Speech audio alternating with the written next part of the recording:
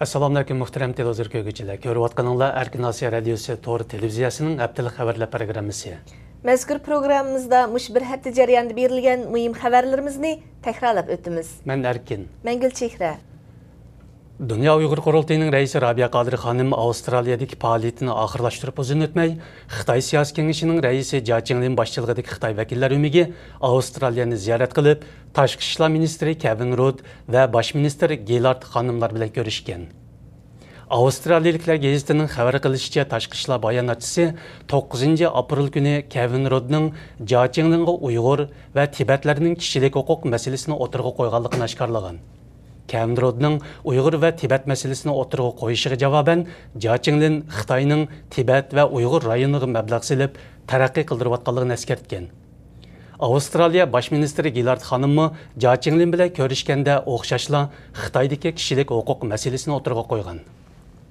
O'tgan haftaning oxiri Amerika Davlat ishlari ministrligi 2010 yillik kishilik huquq dokladini e'lon qilib, Xitoy, Rossiya, Eron qatorliq bir qism davlatlarning kishilik huquq ahvollaridagi chekinishlarni ko'rsatgan edi. Dokladda Xitoydagi kishilik huquq ahvolining texmo nacharlashganligi, jumladan Uyg'ur, Tibet qatorliq Xitoy bo'lmagan millatlarning diniy e'tiqod erkinligini o'z ichiga olgan kishilik huquqlarining zarbiga uchraganligi ta'kidlangan. Amerika Davlat ishlari ministri Hillary Clinton xonimi Xitoyning kishilik huquq xotirasidagi masalalarni tilga olgan edi.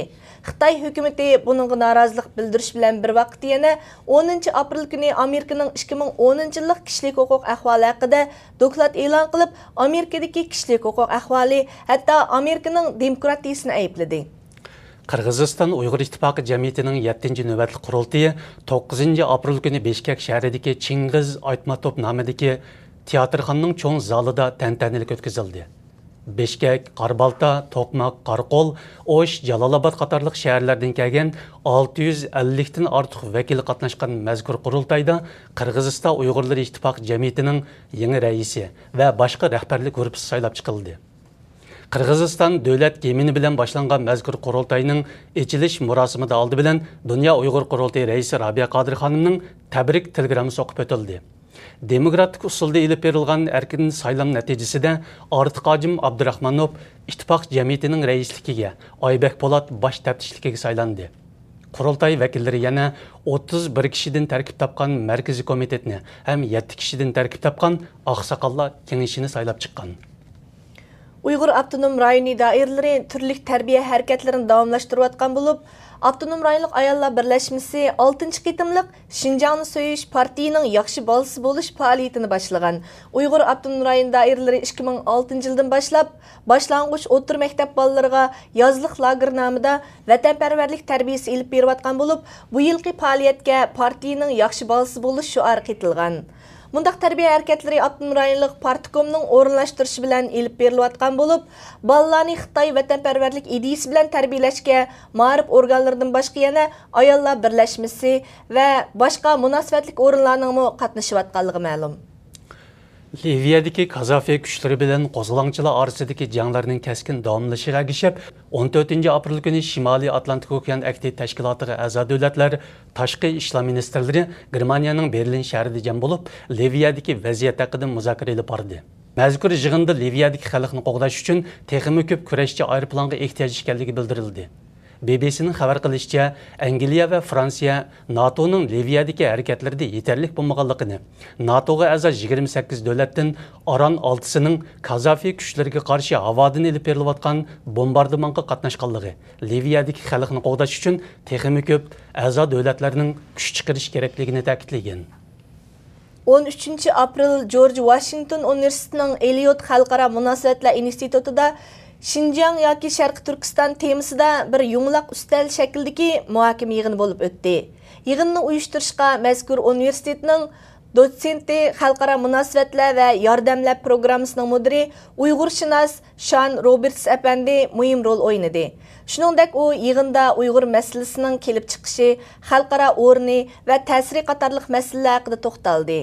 Bu yaqindan buyon Amerika poytaxtidagi universitetlarda uyushtirilgan Uyg'ur masalasiga oid muhim muhokama yig'inlarining biri bo'lib, yig'inda Uyg'ur mutaxassislaridan Amerika Uyg'ur jamiyatining sobiq raisi Nuri Turkal, Amerika Uyg'urlari jamiyatining raisi Olim Seyitov qatorliqlarmi o'z qarashlarini bayon qildi. 11 aprel kuni bo'lsa, mazkur universitetning Eliot Xalqaro munosabatlar institutida Rabia Qodir xonim haqida ishlangan Muhabbatning 10 sharti nomli hujjatli film o'quvchilarga ko'rsatilgan edi. 14 aprel kuni Erkin Osiyo radiosi qurilganligining 15 yillik munosabati bilan Amerika poytaxti Washingtondagi xizmat binosida ziyofat faoliyati o'tkazildi. Faoliyatga Erkin Osiyo radiosining barliq ishchi xizmatchilari ham Amerika radio televiziya boshqarish idorasidan kelgan rahbarlarmi ishtirok qildi. Amerika radio televiziya boshqarish idorasining boshlig'i Walter Isaacson so'z qilib, Erkin Osiyo radiosining xizmatlariga, bo'libmi uning xabarchilik qo'shayotgan to'hpisiga yuqori baho berdi. Erkin Osiyo radiosining milliy tamoq ziyofat faoliyati yilda bir qatim o'tkaziladigan bo'lib, buningda har qaysi bo'limlar o'zi tayyorlagan milliy tamoqlarni olib kelib, dasturxon hozirlaydi. Bu qatimki faoliyatga Dunyo Uyg'ur qurultayining raisi Rabia Qodir xonimmi sharaf mehmoni sifatida tashrif qildi.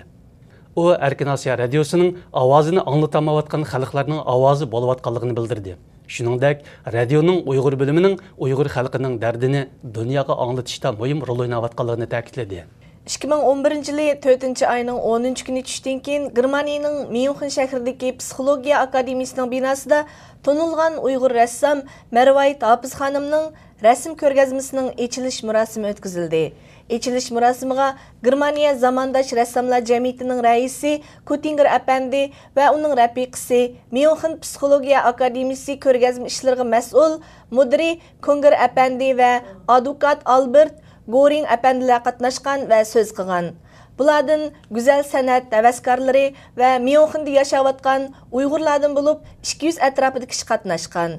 54 parcha may bo'yoq rasm ko'rgazmaga qo'yilgan bo'lib, rasmlarning ko'pida Sharq Turkistondagi tarixiy joylar, Uyg'urlarning madaniyati, urf-odati aks ettirilgan. Bu ko'rgazma jami 6 hafta davomlashadi ekan.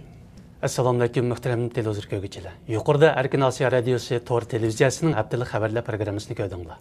Kelar hafta ko'rishguncha omon bo'lgaysizlar. Xayr xo'sh. Xayr xo'sh.